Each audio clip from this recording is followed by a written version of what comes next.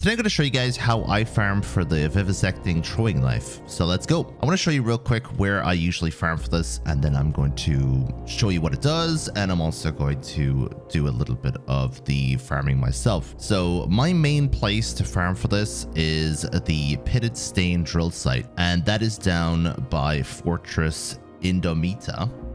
And you're taking on the three kind of bosses, mini bosses that are in this drill site. And the way the knife works is it's not a guaranteed drop from any particular boss. So what you want to do is you want to go to a place that drops as many purple items as possible, because anything that drops a purple item can drop that knife, including chests. Now, red chests I find are very low chance of getting the knife, so you're better off going for drops. And what you want is you want a lot of enemies in a small area that can drop purple items, and this particular drill site is very good for that, so I'm going to show you that in a moment. However, there are a couple of other places that you can farm for it. One of them I'm going to show you, the other one I'm not going to show you, and one of them is Splash Zone. Everyone knows Splash Zone, and this particular boss is a boss at the very beginning of the game, and you use Moxie's Encore to fight the boss over and over again. It only takes you 2 seconds to kill him. If you have a friend, you could actually farm him crazy. I only play solo, so I won't be showing you the multiplayer farm today, but you pretty much farm him until he drops it, and he drops a lot of purples. But it's a little bit boring, and also at the end of the day, he's not going to drop that many purples. Another one is if you want to try and get it from a red chest, you do the red chest farm down here by the vault fragment in Stillshore, so bottom left of the map, and you pretty much do the same thing over and over again in order to try and get the drop.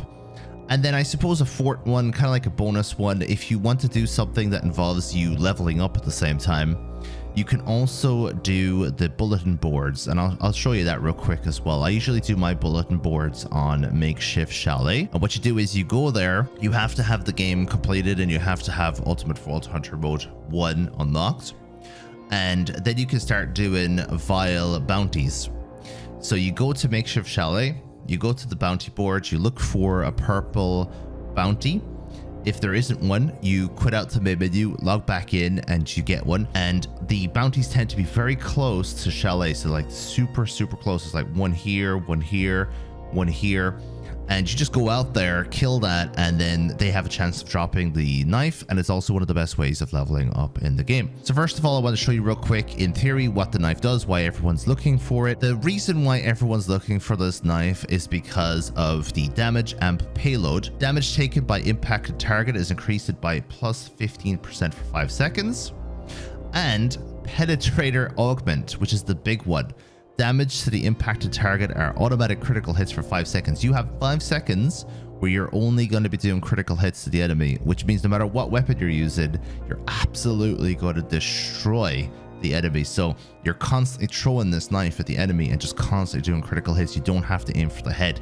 Grenade damage increased by plus 20%, doesn't really matter that much, and grenades deal critical damage when hitting weak points, doesn't really matter that much. It doesn't actually matter what the stats of the throwing knife are.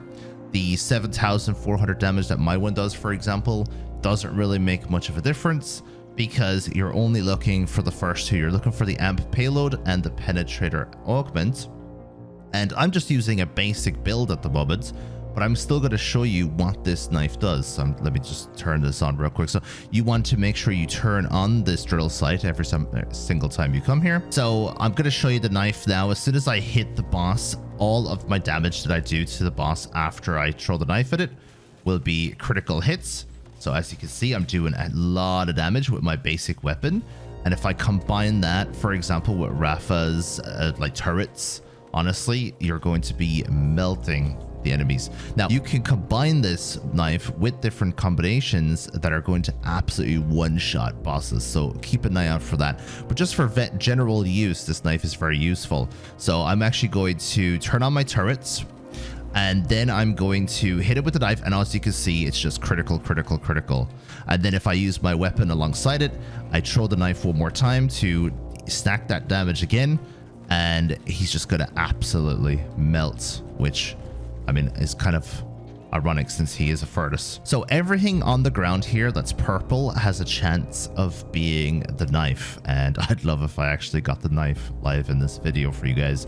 It's quite rare. So oh yeah, let me explain this as well. You are going to be farming for this for a long time, so get a YouTube video on in the background, get a podcast on in the background, sit back and relax and just farm the drill sites. Honestly, it doesn't have to be this drill site, but I prefer this drill site because there's 3 bosses, as you saw, and there's going to be lots of purple items on the ground. Now you can just go back out and restart the fight if you want by clicking on Moxie. You want to farm these bosses or these areas on Ultimate Vault Hunter Mode 1. Even the devs have said themselves that the Ultimate Vault Hunter mode version doesn't affect the drops in so far as they increase drop rate or anything. The knife is only useful for the crit chance and for the double damage, so you don't really need to worry about the extras that are on that knife, and those extras are what is determined by Ultimate Vault Hunter Mode 5, 4, 3, and 2, and 1. And if you're on number 1 like I am, you'll kill the enemies quicker, so you can farm quicker. I won't show you Splash Zone because everyone knows poor old Splash Zone, and at the end of the day, you don't want to see another video where he's involved. Down here at the bottom left, there's this little area here, and I mean, as I say, it's on the bottom left of the map. Abandoned post, down you go, and there's this little village down here. When you kill the badass, you can open the red chest, and then you can pretty much go through that red chest over and over again. It's one of the quickest red chest loops in the game. The only problem is traveling from abandoned post all the way down to Still Shore every single time, because you have to quit the main menu to respawn the chest every single time. So that one is good, but I think if you're looking for a red chest, what I normally do is I go for this guy. I go for Sludge Maw. He's a quick kill, and there's a red chest behind him, so you can farm Sludge Maw, and he drops some pretty good items, so you could probably do that one. And I'm going to show you the last thing, and that is Makeshift Chalet. Now you can do this in any area, but I prefer Makeshift Chalet for this one. You go to the bounty board and you look for a vile bounty. You accept and track, and you go kill it, and it should be very, very close to where you are. Hey, I killed the boss pretty quickly, and now we're going to go back to Makeshift Chalet, and we go up to the bounty board. There is no vial, no purple anymore, so we quit to the main menu, and when we come back in, there's another vile bounty. I'm going to use the vile bounty just to show you that this vile bounty is going to be super close to the chalet again. Gonna go over there, grab my 15,000 XP if I need it. I'm level 50, so I personally don't, and get my couple of purple drops. So thank you very much for watching today's video. Let me know what you think of it. Let me know if you have any questions, and I'll see you guys in the next one.